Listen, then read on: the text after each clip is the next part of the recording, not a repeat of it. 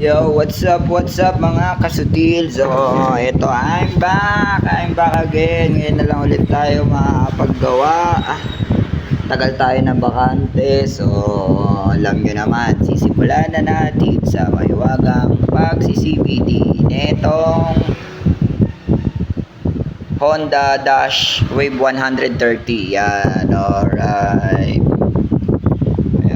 Ayan, change oil natin. Awa ng Diyos. Bang! Ayan, gear oil lang meron. Walang langis. Kaya sana hindi tayo magsisibak. Ayan. Tapos ang ine-next natin, etong bagong wazzering kararating na Ninja 397.87 degrees. Yan. Tapos, ang pangatlo natin, syempre, yung sa akin na etong Gen 1 natin na Raider 197.32 Fahrenheit. Yan. So, dito muna tayo. Ito muna tayo magsisimula. So, yun. Nabaklas naman, nakakalining lang tayo.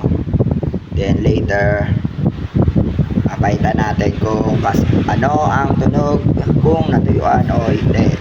Malalaman natin yan. Alright? Peace out.